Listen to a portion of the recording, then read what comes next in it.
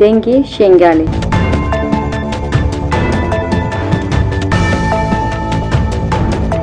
دنگ شنگالی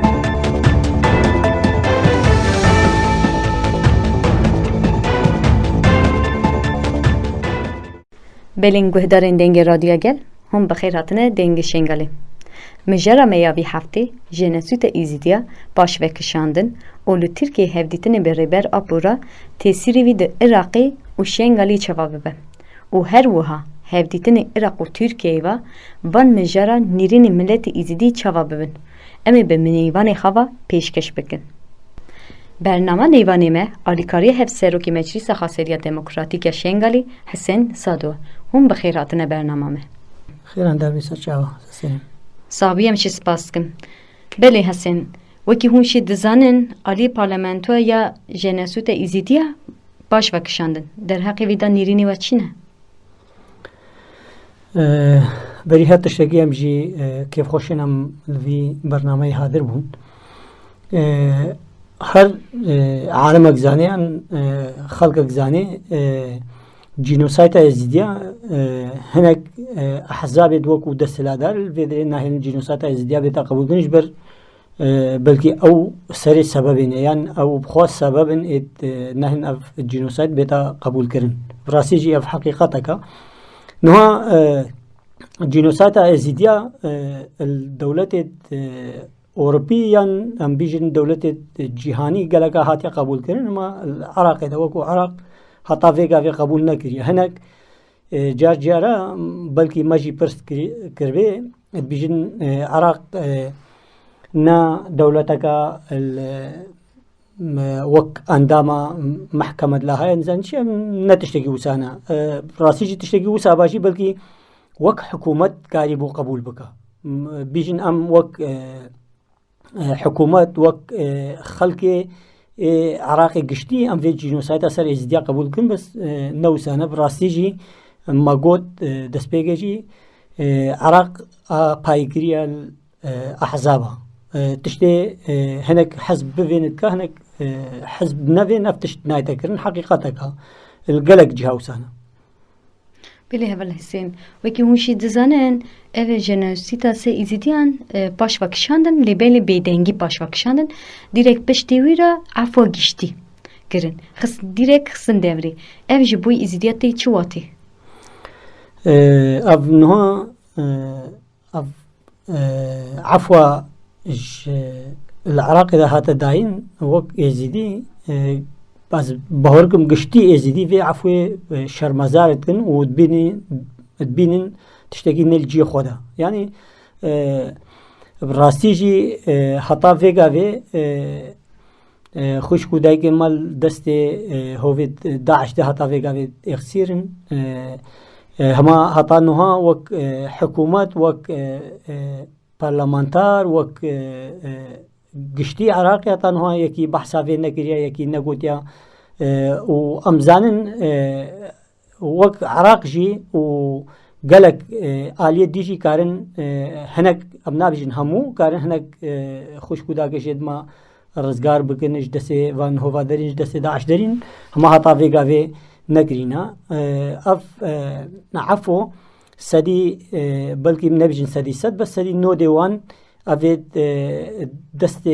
وان الخوينا ازيديادا وتايبت خوينا عراقي قشتيجي ده هينا افيد و ام بيجن الشعب صادر كفن السرفي اساسي ام راسيجي مثلا وك خلق شنغالي وتايبت ازيدي ام في ام نابين تشتكي الراس ام جي خود نابينن و بلكي خلقي ديت ناتني ام بيجن شنغالي عراقي جي قلقا جي ديت دولة تيترجي حتى الأوروبا مظاهرة أو جهاد نتشيكر نجبر فان عفوا بس نهجي ما قد عراقة بايكيريا هر هناك حصتك وانا تيديا وكا تشاوت تشتكي بقسميني يعني باي بكي وسا عراقة بايكيريا جبر فيكي جي دنگي ازيديا جي ناگه هی جهکی. بله. وکی هونشی دزانم ابنا هر دوام مجرده. طيبت عراق دنابرا وان یه هیزین نافخایی مایه هند کرن سب نرخنی مثلا تایبت اسرائیل امریکا و ایران و هری داویشی ترکیه بناوا و مجرا دما به زانی نه دست پیک جیگو عراق روشا عراقی نه دستی عراقی ده دستی هنگ در دور ده هنگ دولت ده راسی جی نه ام بیجن ام نبیجن امریکا رولا کی اساسی سر شرق الاوسط وقت خونده دلهی زید با الفدري هناك دولت هينا دسيوان النيف امبيجن حكومة عراقي ديا نيف سياسة عراقي ديا عراق نكاري وان دستاش نيف خودريني جبر فيكي هناكي ناكوكيت عراقي ودولة مجاور عراقي وامريكا جي جبر فيكي هناك اودوان هينا امريكا جي اتخوازي سیاست امریکا هم زانن آوا قلت نجا امریکا هاي بجي اما تكون معي اما تكون ضدي يعني بجيات مرة بيات تجمني مني اجبر فيجي نافي عراق الوين نافي دب مني محاولات كا يان عراقي بقى بخورة قشتي يان عراقي بقى وقت دجمني خوا طيبت امبيشن عراق في قبولناك نافي سديست دجمناتيا أمريكاش عراقي نايه وآديتر عراق سياسة عراقيان ام بيجن سياسة أحزاب العراقي نكاري دستي دورة عراقي جي شخو قدك البربيجي إنه عراق نلدسي خوده عراق دستي هناك سياسة هذا دستي هناك هذا جار جارا فيال دكشين جار جارا فيال دكشين راسي جي ام بينن عراق روجه که بلکه ام نبی نجی بس دسته وان سیاست وان احزاب وق ام بیجن تایبت در دور خارجی عراقی در دور عراقی نف عراقی دم بهار کن جارگی عراق کاری خوش نیوان اوادرینی بله وکی هوش زنن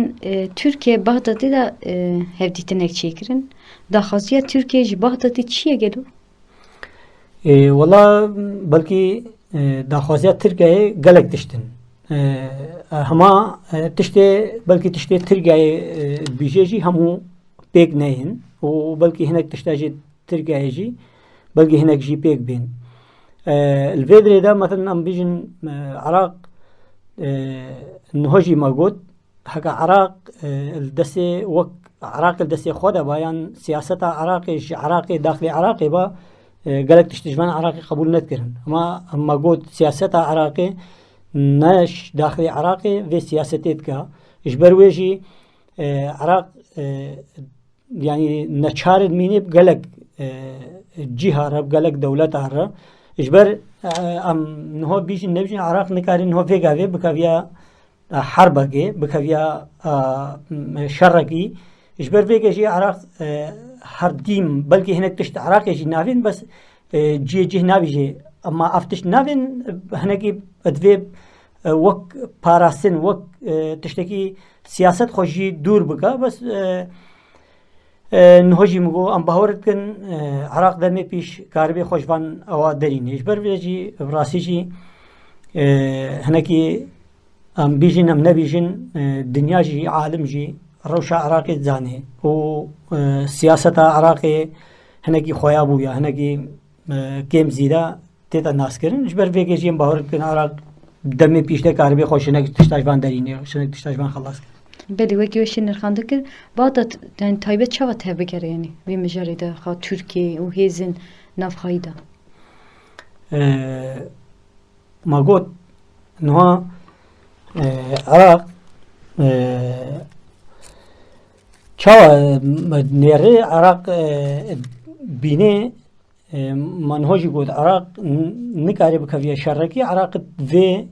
كاربي هنكي خوش شر دور کا حتی ما بلکه جاره که دیجی ما مینا کانی سوریا ده هنک روشاتا گوهرین عراق ناخوازی بکویا و روشا کا سوریا کتیته او جی بیجه بلکه ام وەک سیاست وەک ئەحزاب بەلکی حزب ببنە چ بینێ کتلەیەک یان ببنە یەک ژبەر ڤان تشتاوان کاربێ خوا هەنێک تشتا ژوان خەلاسکە خۆش دەدۆرێت دەولەتێت خارجی خەلاسکە بەجێ ژبەر vêgêjî عراق هەتا نوهۆما گوت عراق نکارێ خۆش دەولەتا قوتکە ژبەر gelek نقاط هەینە پیڤە ڕەبتاندینە یان پیڤە چەلەباندینە ژبەر نها عراق ئابووری عراقێ نەج عراقێ مثلا ئەم بیژن سەناعەتە عراقێ تشتێ عراقێ سێ پاژی نەج عراقێ نەج بەر بێژی عراق محاولەت کە چەندی کاربێ خۆ نها وەک پاراستن خۆ بپارێزێ وسا عراقت گەڕێ هەتا نها ئەم تشتێکی زیدەی کە عراق نها کاربێ بکە نینە ژبەر ماگۆجی عراق نکارێ بکە ڤیا ڕەوشەکە شەڕێکی قویرە یان شەڕێکی مقابلی دەولەتە ژبەر vêgêjî عراق wê hinekî zehmetê bînê heta ji van kara derdikevî. Belê heval Hesên wekî hûn jî dizanin li Tirkiyeyê hevdîtin bi rêbera pûra çêbû. Ev hevdîtin tesirê li Iraqê û Şengaliyê çawa bike? Rastî jî em bîjin em nebîjin ev hevdîtinê serogatî re hatine çêkirin te'thîra wê netinê em bîjin li Iraqê û Tirkiyeyê te'thîra wê belkî ma careke dî jî ser televizyonê jî ma got wê te'thîra xwe li Şerq Lewset hemûyê bike rojhilata navîn ji ber rastî jî projê netewa demokratîk belkî ê careberî wek terehandî serokatî ew kir wek em bîjin nîqaş hate kirin û ew dixwaze vî bernamecî yan vî meşruî hinekî pêş de bibe ji ber vêgê jî rast e hinek kar heyne belkî li Iraqê de bênekirin hema istîfada wê yan fayda wê gihiya dewletê dora wê jî vêca rastî jî ke niha belkî carekê berî demekiya hinek hevdîtin çêbûn heta li wê dirêjî de ma got ev netewa demokratîk ev meşruî netewa demokratîk ev heka Iraq bitebeqîne istîfadeyê netenê Şingalê ke استفاده و البصره کا و استفاده هر محافظه کا عراقی کا و استفاده العراقی گشتی کا اجبر نتوا دموکراتیک اساسا و ند سلاداری کا نا مافو خوارنا نه ام بينا ماكرا قال ماف ام بين مافي ام بيجن قلي زيدي وندايا العراق ده راس سدي سدا هما ام زانن مافي هنك انسان ديج العراق ده هيا يوندايا جبر فيجي ام بيجن انه امجي وك خلق شنغالي اف بروجا بنيرنا سروقاتي هاتيا اديتن امجي خوازن اف نتوا ديمقراطيك پیش کەوێش بەر ئەمجی ناخوازن ئەم مافەیەکی بخۆن ئەمجی وەک ئێزیدی بەرێدا بەلکی وەک ئۆلا ئێزیدیاژین بنی ناوێ مافێ ئینسانێکی چ ئۆل بێ چ مەذهبی بێ چ دین بێژی ناوێ مافێوی بخۆش بەر vêgêjî ڕاستیژی مەشروعی نەتەوا دیموکراتیک ئاساسش ji Iraqê re berî her dewleteke û ji dewletê dijîre ne şert dewlet çêbûne وقتێکە نهۆ دەولەتەکە ئێزیدیا چێبوو ئەم بیژن دەردۆرێ وێ هەموو ئەم بیژن چ ئینسان بن ئەو ئێزیدی هەنێکی نەل ئەم بیژن نەل ئاوایەکی بێ نە جمناتی نێڤدا هەبێ ئیدەن دەولەتە ئێزیدیاژی وسا چێناوێ ji ber vê em nedixwazin dewleteke êzîdiya çêbê em dixwazin mafê gela hebe mafê her miletekî mafê wê hebe ji ber vêgê jî ev hevdîtinê talî serokatî re hatine çêkirin rewşeka em karin bîjin çi bîjnê tê 180 درجة أم كارن بيجن يعني 180 درجة وكا عربا قوتي أو فتلاند إجبر بلقي ماقو إنه الروشلاتا نافين دي النقطة الرئيسي هبون أم بيجن يكشي هفديت بسروقات إيرهاتنا تشكرن آديتر هاتنا ترامب أسر حكم هر دوجي دي النقطة قلقيد مهم بون هر دو النقطة وهناكي تشد بيجن تغييرك جذري وآفجنا روشلاتا نافين راسيجي أم وسا بهوردكن و أمجي خود بينن وك ملتي شنغالي وك ملتي ازيدي أم خود بينن خوي ماف خدان ماف أم خدان حقن أم ما وكا ازيدي طلبا تشتكي زيدي أم بيجن زيدي حقي خود نب ما نقريا نما بريا أم نابنجي يعني أم متخوازن چتشتي هبه پایا ما یان بهرا ما چبه او تشت بگهتا ما ای زیدتر ما نافیش بر ویگشی اساسا نتوا ديمقراطيك افا مشروع سروغاتيش بري ايفا 20 ساله بلكي بري بكافيا حبسي جدا اف مشروع طرحان بس نشوى سرا بشتي كتي حبسي جدا اف مشروع اني السر ماسيداني بيجن السر ميزيداني اجبر فيكي هطانها عالم قلق انه اف روشن بيرو اوروباون قلقي في مشروعي اساس بينو قلق جي اجبر ويكي بشتفانيا سروغاتي تكن اجبر فكري ونتواوي اف نتاوي ديتر نتني نتوا ام بيجن جدا يعني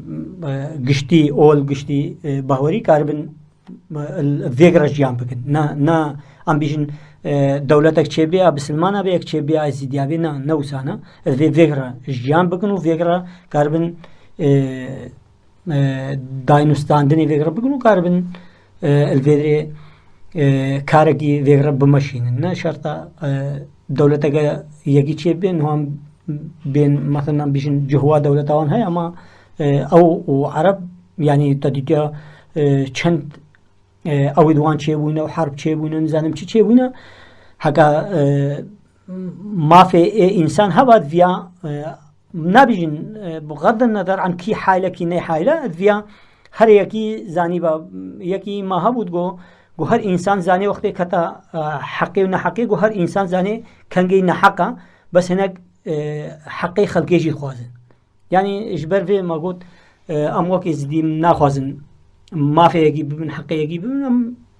خوازن تني حقي ما بقيه تمام بله وکی وشی نرخاندن که دبی وی دمیده شنگلو ایزید خان چاوته بگر يعني بوانا گشتی و گریده والله اسكارم بيجم وقت نيرينا خوزت بيجم ازدي ادفي بلكي نيف قالا خوش دني بايفي خوش دم موجود في ازدي ببينن در دوري وانجي حوالي وان شريك وان في اوجي ازدي اوسا ببينن اجبر ازدي تني موجود نكارن ام بيجن كاركي جياني بكا ابتني ازدي نكارن كاركي جياني بكا اما ادوي ابدا دوري خورا بكافيتي كلي و علاقاتها تشيكا علاقات دسبيكي علاقات دورا خوا هنكي خرط بكا يا ديتر علاقات هنكي برفرهتر بكا چاهتا محافظه وديتر تالي وك ازدي كاربن علاقاتها وان دولة جدا رجيرة تشيكا راسيجي مثلا